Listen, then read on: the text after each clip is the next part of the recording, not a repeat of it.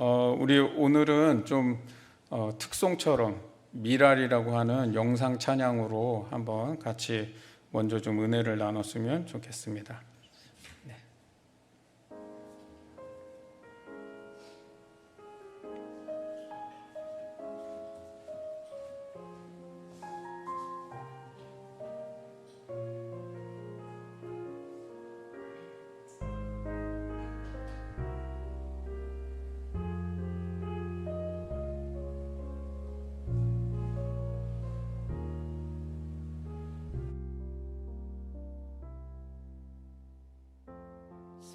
세상을 구원하기 위해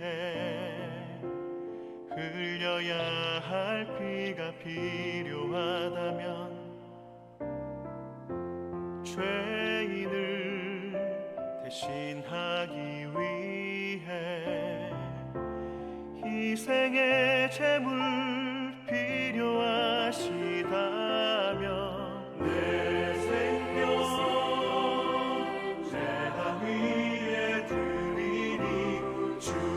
영광 위에 사용하소서.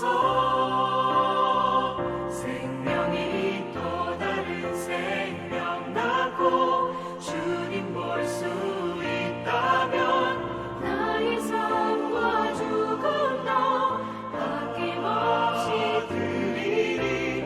죽어야 다시 사는 주의 말씀 믿으며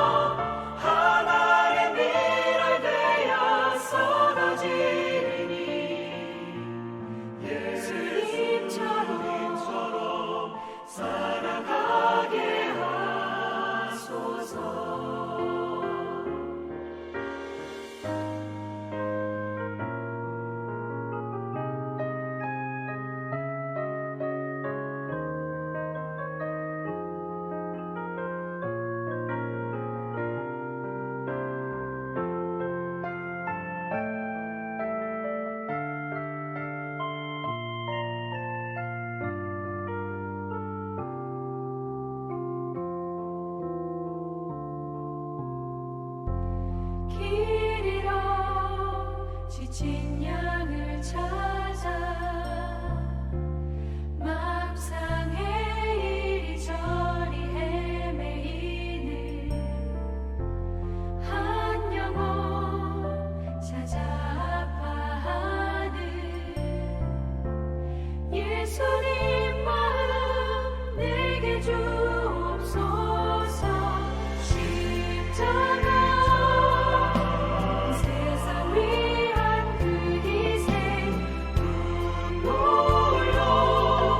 살아가게 하소서.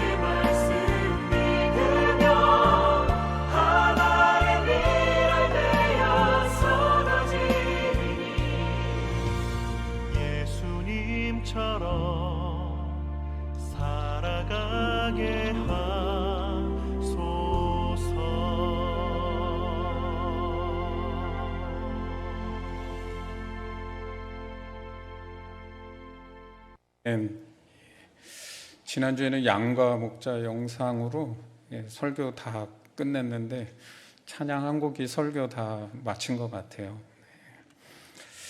여러분, 연어의 일생을 보면, 연어 물고기 일생을 보면 역설의 삶이 무엇인지를 잘 보여주는 것 같아요. 이 연어의 역설의 삶이 우리 그리스도인들이 살아가야 될 역설적 신앙의 모습을 또한 잘 보여주고 있다고 생각됩니다. 연어는요, 모천 회기성 물고기입니다. 그러니까 하천에서 태어나서 한 6cm 정도가 자라나면 바다로 가서 한 3년에서 5년 동안 성숙하다가 산란기가 되면 다시 자기가 태어났던 그 하천을 향해서 거슬러 올라옵니다. 그리고 그곳에서 산란하고 또 수컷은 방정하고, 그래서 암수 모두가 그 태어난 자리에서 다 죽습니다.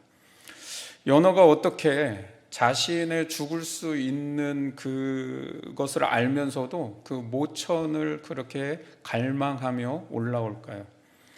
그 거센 물살을 거슬러 올라오는 것이 쉽지 않잖아요. 험난한 여정임에도 불구하고 끝까지 그 모천을 향해서 간다는 거죠. 이것이 우리 그리스도인들이 하나님 나라를 소망하며 믿음의 다름질을 하는 모습과 매우 흡사하죠.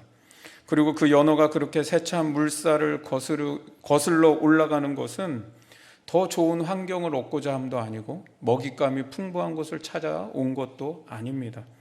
단지 산란을 하기 위해서, 즉 생명을 낳기 위해서 그 거친 물살을 거슬러 올라온다는 거죠. 태어난 곳이고 또 거기서 다시 새로운 생명을 낳기 위해 찾아오는 그곳이 바로 죽음의 장소라는 겁니다.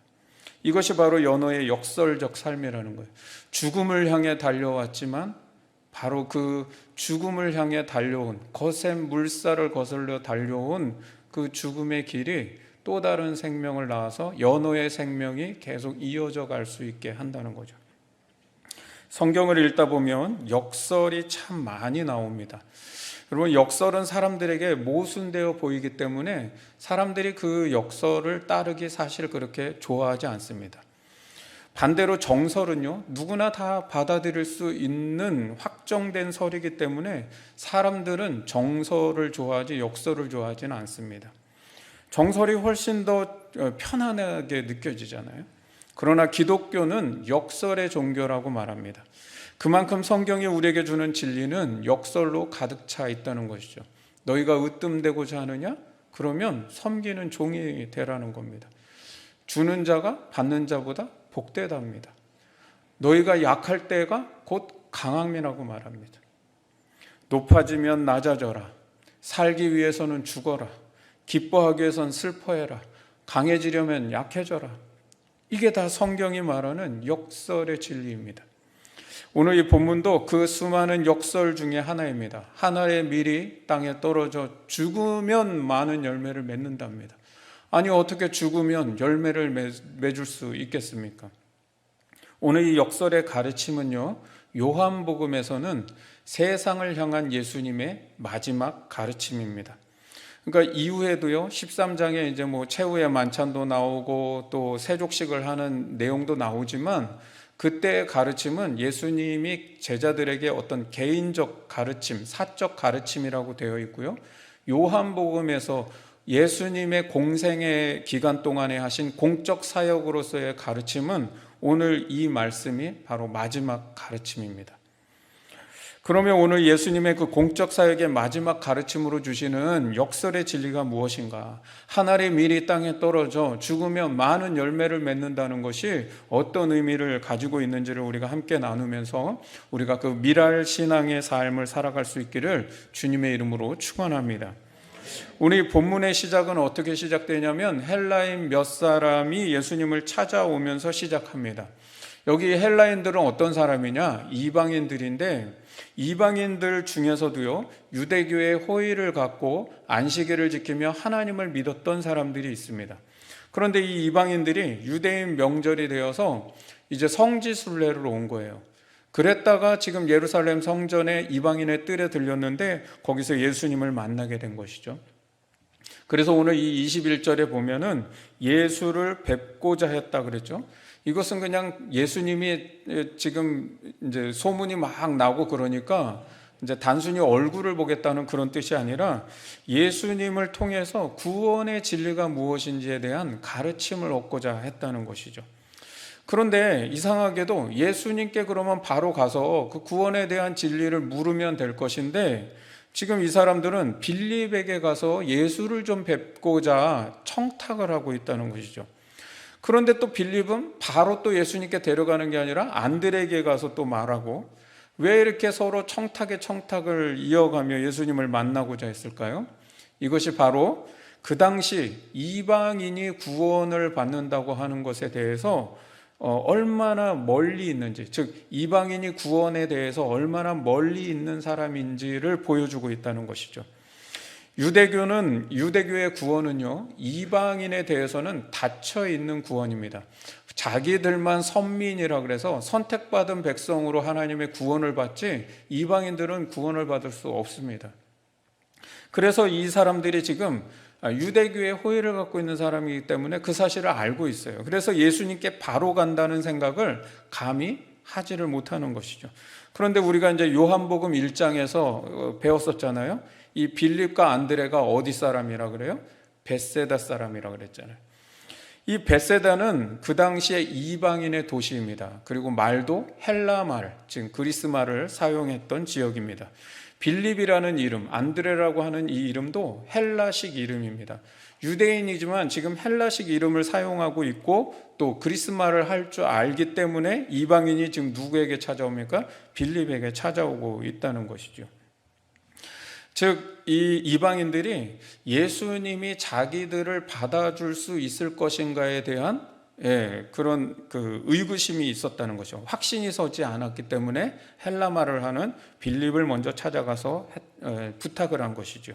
그런데 이 제자인 빌립조차도 유대인이잖아요. 그러니까 예수님께서 이방인에게도 구원을 주시는가라고 하는 것에 대한 의구심을 갖고 있는 거예요. 감히 상상을 하지 못했다는 것이죠. 여러분, 이방인이 구원을 얻는다는 생각은 나중에 한참 지나서 사도행전에 가면 베드로가 고넬료의 가정에 가서 그 고넬료 가족들에게 세례를 베풀 때에 뭐가 임해요? 성령이 임합니다. 그것을 보면서 놀라는 것이죠. 베드로도 놀란 거예요. 이방인이 성령을 받아?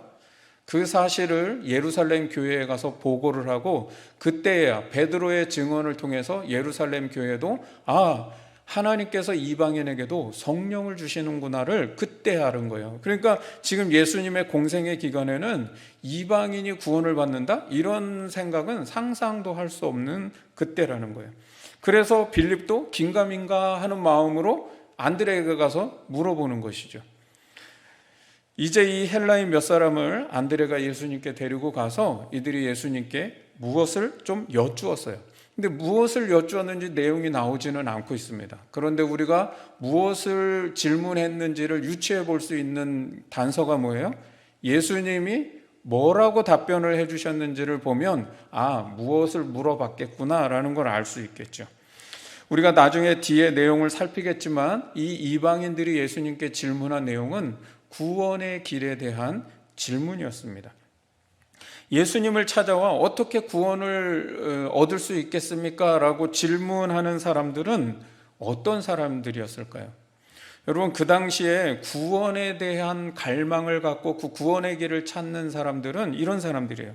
지금 현재 고통 가운데 살고 있는 사람들, 지금 이 현세에서는 소망을 볼 수 없는 사람들, 불의한 세상에 살고 있고 약육강식의 세상 속에서 힘 있는 자, 가진 자, 권세자들의 세상에서 목숨 하나 부지하고 살아가기가 힘든 사람들. 여러분, 그런 사람들이 이 현세에서는 이런 고통이 있지만 그래도 내세에서는 우리 같은 사람들도 자유를 얻고 평화를 얻으며 공의롭고 풍성한 삶을 얻을 수 있을 거야 라고 하는 소망을 갖는 것이죠. 그것을 구원이라고 생각했고, 그런 세상이 언제 올 것이며 그런 구원을 우리가 어떻게 얻을 수 있습니까? 라고 하는 것에 대해서는 너무나 궁금하고 갈망하고 있는 질문인 것이죠. 여러분, 우리 한국 사회가 정말 가난하고 굶주리고 고통 가운데 살아갈 때 한국에 복음이 들어와서 내세적인 구원관을 전해줬죠. 그 내세적 구원관이 우리 한국 사회에 얼마나 큰 위로를 주었는지 몰라요. 그래서 그때는 교회가 소망이었고 기독교 복음이 정말 마지막 빛과 같은 희망이었어요. 그 신앙의 힘으로 버틴 사람들이 굉장히 많았습니다. 그런데 예수님이 말씀하시는 구원은 그런 구원만을 말씀하신 것은 아니라는 겁니다. 예수님은 현세는 어쩔 수 없고 너희가 내세에는 그래도 잘 살 수 있을 거야, 그러니 너희가 믿음을 가져라, 그런 구원을 말씀하시지 않았다는 거죠. 이 땅에서는 너희 고통스럽게 살았지만 천국에서는 평안하게 살 거야. 천국에서 평안하고 상급받고 잘 살려면 그러니까 이 땅에서 너희가 잘 살아야 돼, 잘 믿어야 돼, 공덕을 쌓는 그런 구원을 말씀하시지 않았다는 거예요. 예수님의 구원은요, 너희가 믿으면 지금 구원이 임한다는 거예요. 지금 너희에게 하나님의 나라가 임한다는 것을 말씀합니다.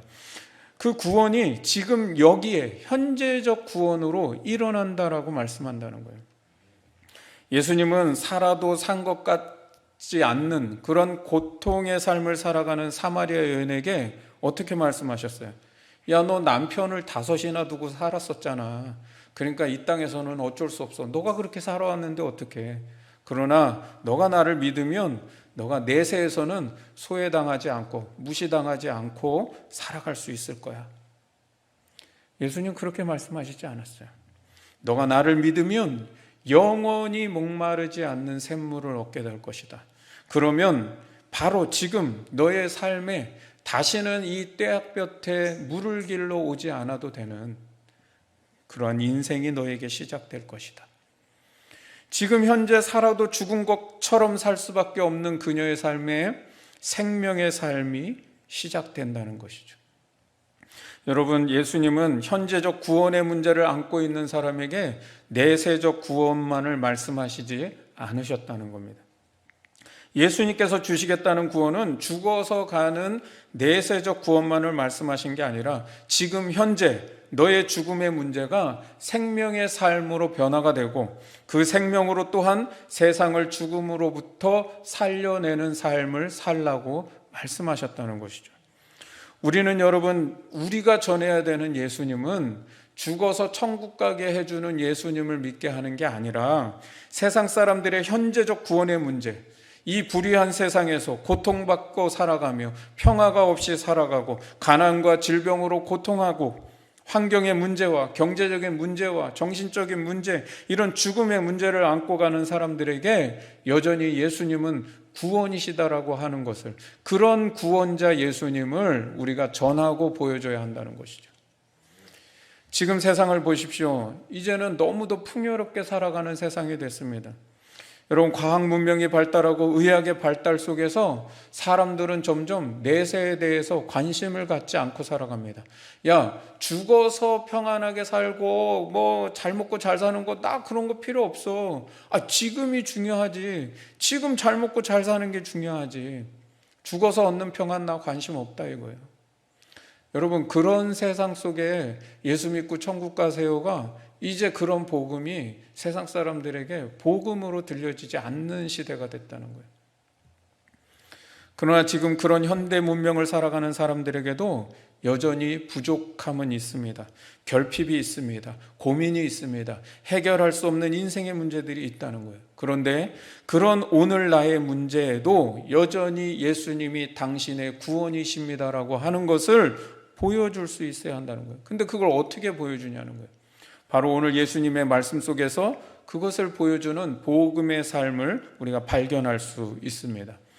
여러분, 빌립과 안드레가 데려온 이 헬라인 몇 사람들이 예수님께 질문을 했는데 예수님이 이제 그들에게 답변을 해 주십니다.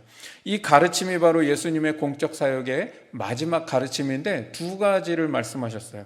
하나는 인자가 영광을 얻을 때가 왔다. 즉 십자가 죽음에 대한 것을 말씀하셨고요. 또 하나는 이 미랄 비유를 말씀하셨다는 겁니다. 먼저 우리가 23절에 영광을 얻을 때가 왔다라고 하는 이 첫 번째 답변을 보면 역시 이 헬라인 몇 사람들도 다른 많은 사람들이 궁금해하는 똑같은 질문을 했던 것 같아요. 때에 대한 질문을 한 거죠. 도대체 예수님, 그 구원의 때는 언제 임하는 겁니까? 라고 질문했을 거예요. 그런데 그동안 예수님께서 때에 대해서 물으면 항상 뭐라고 대답하셨어요? 모른다 그러시거나 아니면 아직 내 때가 이르지 않았다. 요한복음에서는 계속 그렇게 말씀하셨어요. 아직 내 때가 이르지 않았다. 때가 차지 않았다. 계속 그렇게 말씀하시는데 지금은 뭐라고 말씀하세요? 그 때가 이르렀다는 거예요. 지금이라는 거예요. 실제로 이 말씀을 하신 후에 예수님은 이제 며칠 후에 십자가에 달려 돌아가십니다. 따라서 영광을 얻을 때가 왔다라고 하는 이 말은 무엇을 의미하는 뜻입니까? 인자가 십자가에 달려 죽을 때가 됐다라고 하는 걸 말씀하셨다는 거죠. 예수님은 십자가의 죽음을 그러면 무엇으로 말씀하고 계세요? 영광이라고 말씀하시고 있는 거예요. 그 영광의 때가 바로 십자가에 죽는 때라고 하는 역설을 말씀하고 있는 거예요. 여러분, 우리가 지난주 양과 목자의 비유에서 10장 18절의 말씀을 보면 목자가 양을 위해서 목숨을 버리는데 그것을 예수님이 이렇게 말씀하세요. 이를 내게서 빼앗는 자가 있는 게 아니라 내가 스스로 버리노라. 나는 버릴 권세도 있고 다시 얻을 권세도 있다. 버릴 권세는 십자가를 말하는 것이고 얻을 권세는 부활을 얘기하는 것이죠. 즉 예수님은 여기서도 뭐라 그래요? 십자가 죽음을 권세라고 말하고 있어요. 여러분, 예수님은요 십자가가 영광이고 권세래요. 이것이 바로 예수님의 생각과 제자들의 생각, 예수님의 생각과 우리의 생각의 다른 점이라는 거예요. 여러분, 23절에 인자가 영광을 얻을 때가 왔도다 라고 하실 때 아마 제자들은요 이 말을 들을 때 굉장히 흥분되었을 거예요. 왜냐하면 그 영광의 때를 가장 기다렸던 사람들이 누구겠어요? 제자들이에요. 눈 빠지게 기다렸겠죠. 그런데 제자들은 이제 이 예수님께서 영광의 때를 얻을 때가 왔다라고 하는 이 말을 어떻게 이해하고 지금 막 흥분하고 있을까요? 이제 드디어 예수님이 이스라엘의 왕으로 등극하시는구나. 그래서 우리 이스라엘을 해방시키고 우리 민족을 구원하고 이 이스라엘의 잃어버린 영광을 회복시켜 주시겠구나. 그렇게 생각했던 거죠. 그런데 예수님은 그 영광의 때가 죽을 때라는 거예요. 그 영광의 때를 설명하기 위해서 말씀하신 게 바로 한 알의 밀의 비유를 말씀하신 겁니다. 여러분, 우리는 어떻습니까? 기독교는 십자가의 종교라고 그렇게 말합니다. 그런데 과연 지금 기독교인들을 보면 기독교는 십자가의 종교라고 말할 수 있습니까? 여러분, 우리 그렇게 자신 있게 말할 수 있어요? 우리가 기독교는 십자가의 종교입니다 라고 아무리 외쳐봐야 소용없습니다. 우리가 외쳐서 십자가의 종교가 되는 게 아니에요. 누가 인정해 줘야 돼요? 세상이 기독교를 십자가의 종교라고 말해줘야 되는 거예요. 여러분, 만약에 세상이 기독교를 십자가의 종교라고 말하지 않는다면 기독교는 십자가의 복음을 잃어버린 겁니다. 그리고 그 십자가의 복음을 잃어버렸다면 기독교는 세상을 구원할 수 있는 생명을 잃어버린 거예요. 여러분, 우리 자신에게 한번 질문해 봐야 됩니다. 내가 접하고 있는 세상은, 그리고 내가 접하고 있는 나의 주변 이웃들은, 나를 알고 있는 많은 사람들은 과연 기독교는 십자가의 종교야 라고 그렇게 말해줍니까? 여러분, 예배당마다 보세요. 여기 대야미 지역에 19교회 있습니다. 교회마다 다 십자가 있습니다. 우리 교회도 십자가 세워져 있잖아요. 여러분, 교회마다 십자가가 있는 이유가 뭐예요?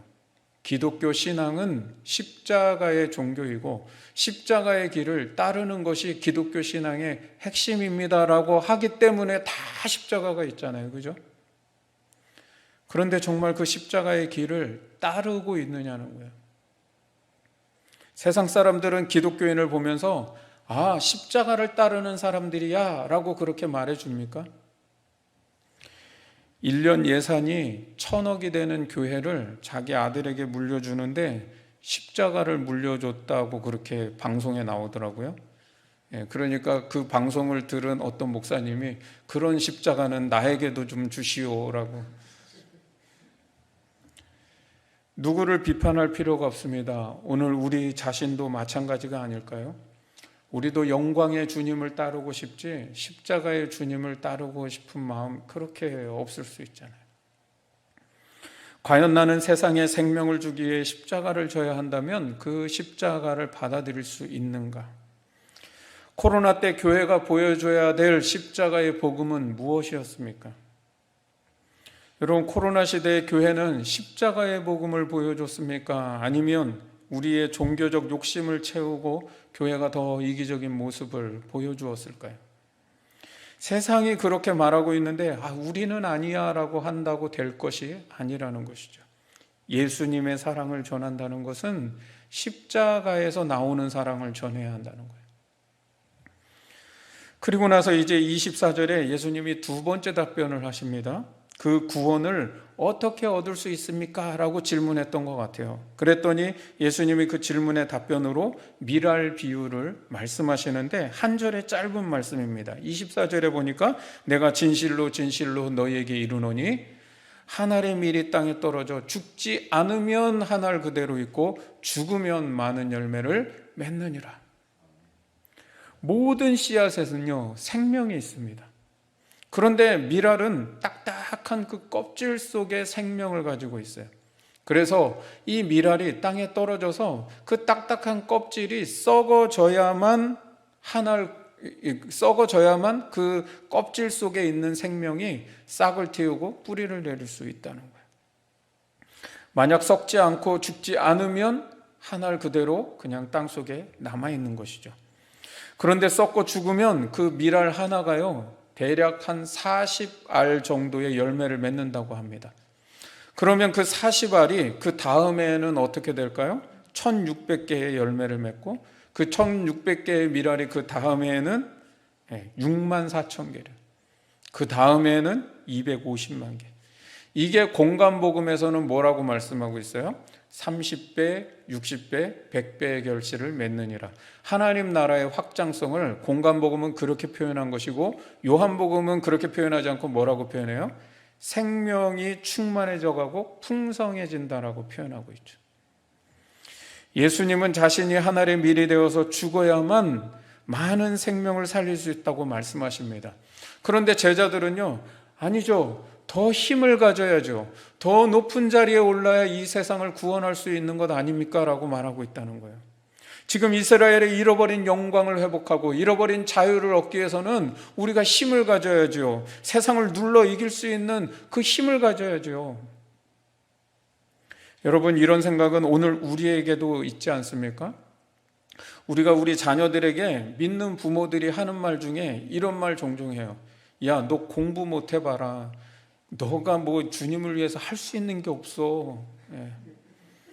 너 힘 없어 봐라. 너 돈 없어 봐라. 세상이 뭘 알아주기나 할 것 같아? 쳐다도 안 봐. 이런 말로 공부를 시키려고 그러죠. 우리의 욕심을 채우려고 그런단 말이에요. 우리 자녀들 잘 대하는 거 맞죠. 그리고 정말 이 세상에 좋은 모델이 되고 본이 된다면 너무나 더할 나위 없이 좋습니다. 그러나 그것이 세상이 말하고는 힘있고 빽있고 지식과 돈과 명예와 권세 이런 게 있어야만 기독교의 생명력을 나타내는 게 아니라는 겁니다. 여러분, 예수님은 많은 열매를 맺기 위해서 돈을 가져라, 명예를 가져라, 권세를 가져라, 인기를 가져라, 공부 열심히 해야 된다, 이걸 말하는 게 아니라 썩어지고 죽어지는 정신을 가져야 된다는 거예요. 성경을 보십시오. 예수님이 말씀하는 부활과 생명은 어떻게 얻어진다고 말씀합니까? 더 힘을 가지는 게 아니야. 힘을 버려야 돼. 더 높은 자리에 가려고 하는 게 아니야. 더 낮은 자리로 내려가야 돼. 영광을 얻으려는 것이 아니라 섬기는 자리로 가야 돼. 자유를 얻으려는 것이 아니야. 너의 자유를 오히려 포기해야 된다. 여러분, 여기에 기독교 복음에 생명력이 있다고 주님은 말씀하십니다. 우리의 생각은 어떻습니까? 내가 생각하는 이 부활과 생명이 예수님이 말씀하고 있는 부활 생명과 같습니까? 부활의 삶, 생명의 삶을 살아낸다고 하는 것은 십자가의 길을 걸어가는 사명의 길을 말씀한다는 거예요. 그런데요, 여러분, 이 십자가의 길, 이 사명의 길을 가는 거, 그거 쉽지 않잖아요. 여러분, 우리가 그 길을 가기에 내가 너무 부족하다는 것을 잘 알고 있습니다. 그 길을 가기에 내 마음이 너무 세상적인 마음으로 가득 차 있다는 것도 깨닫게 됩니다. 그 길을 가려 하니 죽을 것처럼 힘듭니다. 하기 싫습니다. 짜증납니다. 괴롭습니다. 아니, 편한 길 놔두고 넓은 길 놔두고 왜 좁은 길을 가야 되고 왜 힘든 길을 가야 되냐는 거예요. 여러분, 저도요, 설교한 대로 사는 것, 그래도 여러분들에게 설교하면 저도 저 먼저 그 설교한 대로 살아야 된다는 생각 때문에 그렇게 살려고 하면 정말 크게 힘들더라고요. 잘 안 되더라고요, 저는. 여러분, 그런데 바로 그때 그 심정을 가지고 주님 앞에 기도할 때 진짜 기도가 나오는 거예요. 여러분, 그 안 되는 그 마음, 그 절박함, 그 절망스러운 마음, 여러분, 그 마음 갖고 기도할 때요, 진짜 회개가 나오고요, 진짜 주님을 의지하는 기도가 나오고요, 진짜 하나님께 매달리는 기도가 나올 수 있는 거예요. 주님의 도우심이 없이는 내가 아무것도 할 수 없다는 것을 깨달아야만 진짜 거기서 나의 속 깊은 기도가 터져 나오는 것이죠. 여러분, 죽지 않으면 하늘 그대로 있습니다. 죽지 않으면 나 하나는 살겠죠. 그러나 여러분, 다른 모든 생명이 죽음 가운데 그대로 있을 거라는 거예요. 그런데 한번 생각해 보라는 거예요. 그것이 과연 천국일까? 그게 부활의 세상이고 그것이 생명으로 충만한 세상일까? 다른 생명은 다 죽음 가운데 있는데 나 하나 생명을 가졌다는 것이 도대체 무슨 의미를 갖겠습니까? 그런 세상은 하나님의 나라가 아닌 것이 분명합니다. 죽어야 많은 열매를 맺습니다. 그래서 주님은 우리도 한 알의 밀이 되어 죽어져야 한다고 말씀하고 계십니다. 여러분, 과거에 이 본문을 가지고 전도에 대한 설교를 많이 했습니다. 많은 열매를 맺는다, 이 말이 많은 사람들이 전도돼서 교회에 등록한다라는 내용으로 해석하고 적용했던 때가 많이 있었습니다. 그리고 해마다 교세 통계를 내죠. 그리고 교회에 등록한 숫자가 많아지면 많은 열매를 맺었다고 그러고, 등록한 숫자가 별로 없으면 열매가 적다고 얘기를 합니다.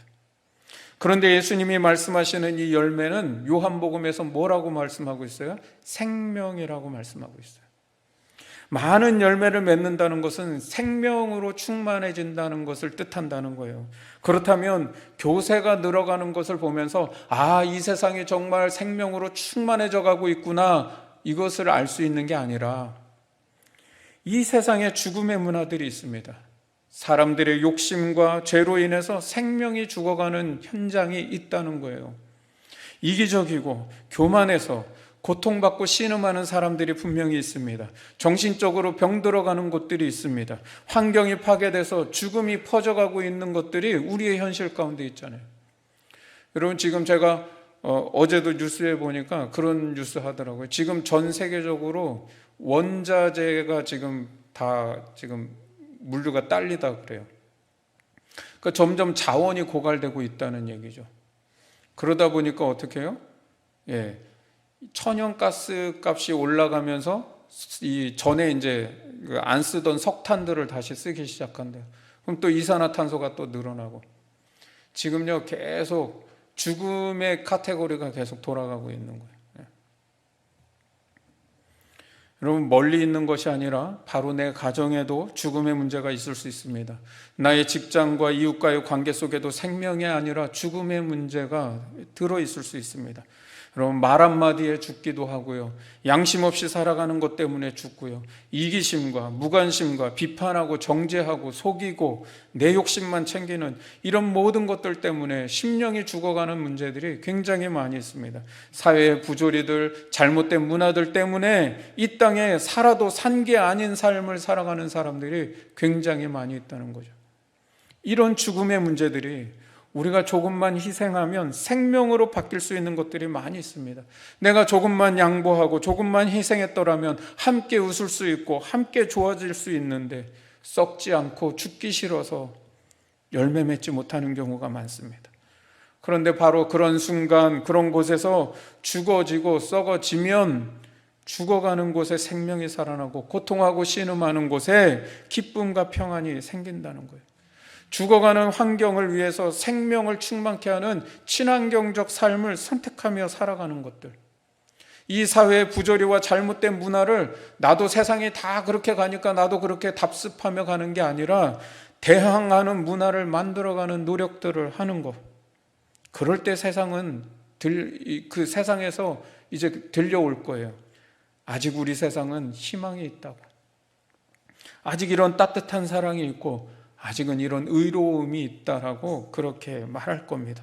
우리 이웃이 그런 말을 하기 시작한다면, 우리가 뉴스를 볼 때 세상에 그런 소식들이 들려온다면 우린 그때 알 수 있을 거예요. 아, 세상에 생명이 충만해져 가고 있구나.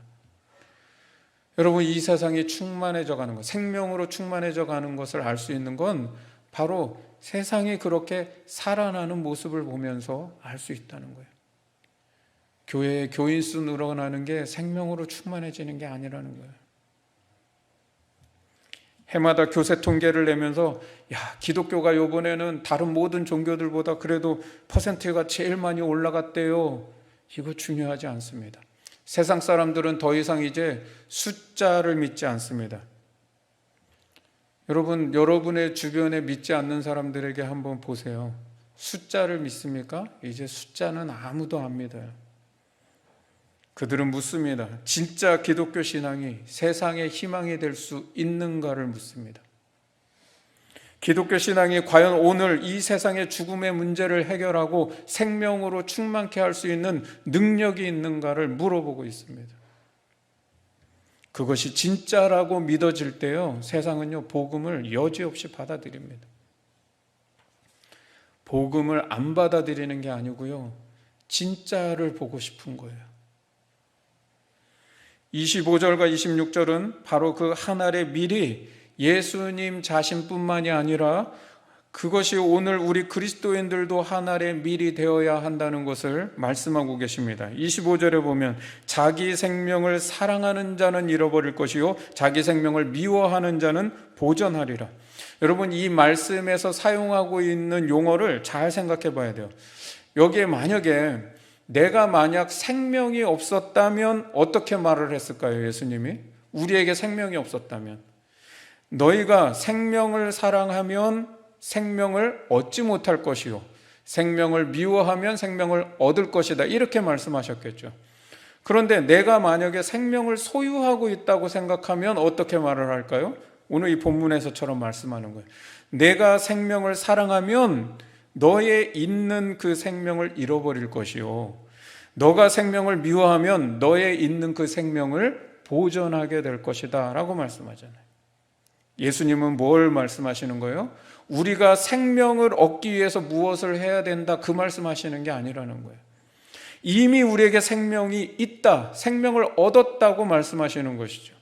너희가 생명을 얻으려면 하늘의 밀로 죽어야 돼를 말씀하시는 게 아니라 이미 너희에게 있는 그 생명을 보존하기 위해서 너희는 생명을 미워하라고 말씀하고 있죠. 여러분, 그러면 생명을 미워한다는 게 무슨 뜻이에요? 너희의 생명을 사용하라는 거예요. 사용하라는 거. 여러분, 생명을 사랑한다는 게 뭐예요? 생명 사랑하는 건요, 우리 왜 이런 말 있죠? 너무 아끼고 사랑하니까 쓰지를 못하는 거예요. 쓰지를 못하는 거예요. 집에 좋은 거 갖다 놓고 막 아까워가지고 못 써가지고 나중에 버리죠. 여러분, 생명을 사랑한다 이 말은 뭐냐면 그 생명을 너무도 아껴가지고 사용하지 않는 사람이에요.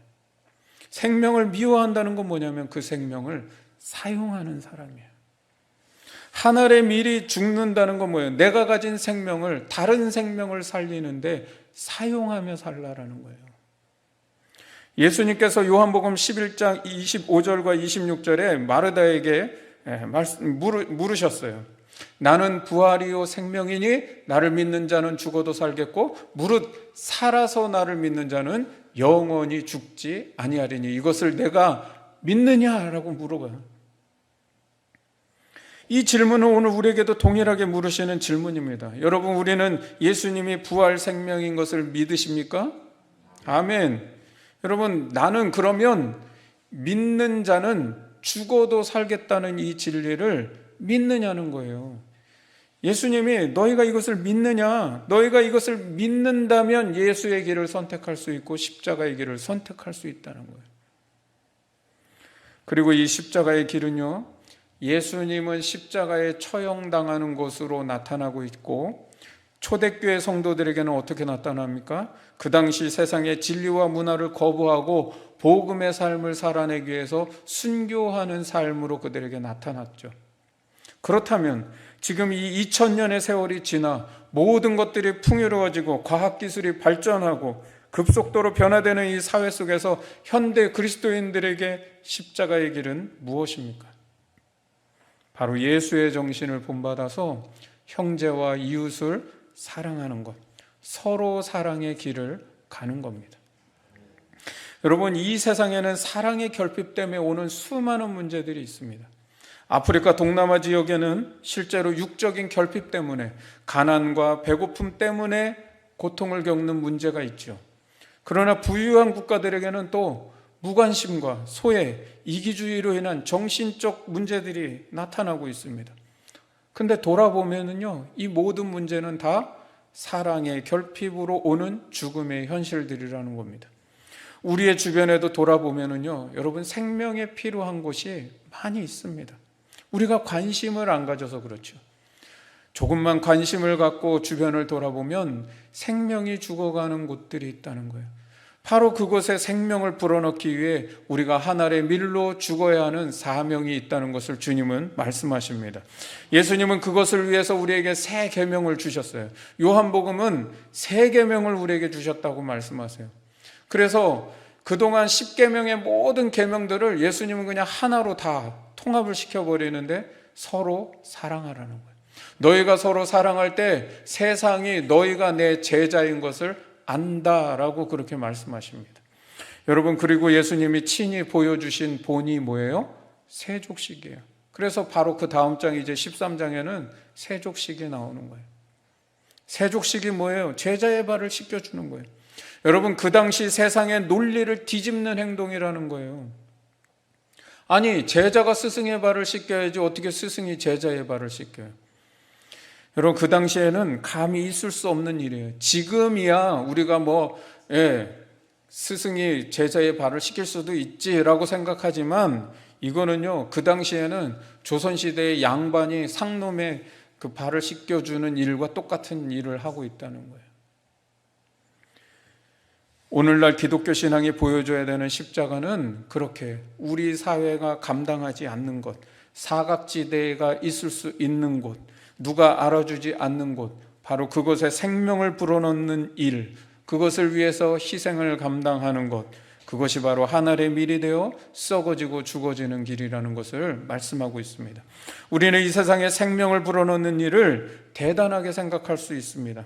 나는 아직 부족하고 신앙도 약하고요, 가진 것이 없고 능력이 없어서 이 세상에 생명을 불어넣는 일을 내가 감당하기가 힘들어요. 저는 아직 그걸 못해요. 그런데 여러분, 그런 생각을 바꾸라고 말씀하신 한 분이 계십니다. 한국 사회가 일제강점기 때요, 죽음의 세월을 다 보내고 해방이 되었는데 바로 뭐가 또 찾아와요? 6.25 전쟁으로 완전히 우리나라가 폐허의 나라가 되잖아요.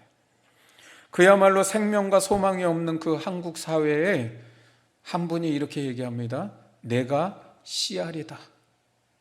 누군지 아시겠죠? 씨알 사상을 말한 함석헌 선생님. 내 작은 씨알에는 생명이 있다.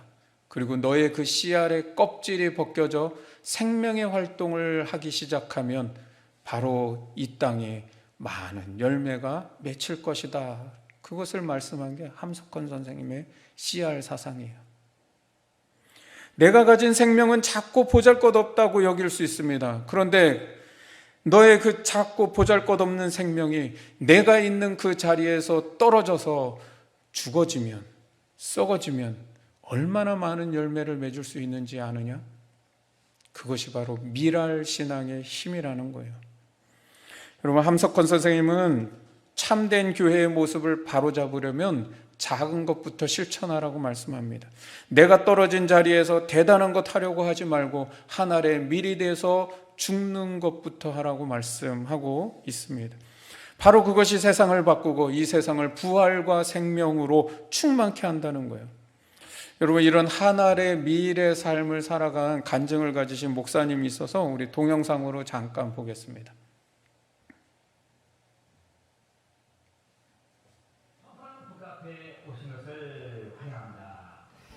지금보다 돈이 조금 더 많았으면, 아파트 평수가 조금 더 넓었으면, 아이가 공부를 조금 더 잘했으면, 이것만 채워지면 행복하겠다 싶은 것들이 있으시죠? 그게 없어서 불만족스럽다는 생각도 많이 하게 되는데요. 그런데 가끔 그런 생각이 와르르 무너질 때가 있습니다. 바로 작은 것에 감사하는 분들을 만날 때가 그런데요. 오늘 만나야 할 분, 만나볼 분들이 바로 그런 분들입니다. 네, 지금 행복합니다. 네, 이 책을 쓰신 김정아 목사님 부부신데요. 사람들은 이 두 분을 보면서 예수님을 닮은 분들이다라고 말합니다. 과연 어떤 삶으로 그런 이야기를 들으시는 걸까요? 김정아 목사님, 네, 최미희 사모님, 먼저 화면으로 만나보시겠습니다. 2년 전 루게릭병 판정을 받은 김정아 목사. 그동안 근육이 조금씩 마비돼 현재 김 목사가 움직일 수 있는 신체는 왼손과 오른손의 각각 손가락 하나뿐이지만 그의 아내 최미희 사모의 도움으로 매주 강단에 오릅니다. 거의 알아들을 수 없는 설교지만 강대상 옆에 있는 텔레비전을 통해 자막을 띄우는 방식으로 설교를 합니다. 지난 2010년 루게릭병 판정을 받기 전까지 김 목사는 교회 앞에서 구두를 닦는 목사로 유명했습니다. 에콰도르 등 저개발 국가 아이들 7명을 돕기 위해 한 달에 약 30만 원의 돈이 필요했기 때문입니다. 비록 병에 걸린 뒤에는 구두를 닦을 수 없게 됐지만 아이들을 도와주는 일은 멈추지 않았습니다. 김 목사의 딱한 사정을 안 지인들이 병원비와 약값에 보태라고 돈을 보냈지만 김 목사는 이마저도 아이들을 돕는 데 쓰고 있습니다. 어차피 루게릭병은 치료약도 없을 뿐더러 그렇게 받은 돈은 자신이 쓸 돈이 아니라고 생각하기 때문입니다. 처음에 저도 이제 들었을 때 저 같은 경우는 좀 무너지는 느낌이 들었죠. 근데 목사님은 지금까지도 그렇게 생각 안 하셔요. 김 목사는 밥을 먹거나 설교를 하는 것도 사소한 일상생활을 하는 데 있어서도 아내 최미희 사모의 도움이 없으면 불가능한 형편입니다. 그러나 김 목사는 여전히 하나님의 사랑을 확인하고 있고 하나님의 치유를 기다리고 있습니다. 하나님이 자신을 치유해 준다면 불쌍한 영혼들에게 하나님을 전하는 일을 가장 먼저 하고 싶다고 말합니다. 네.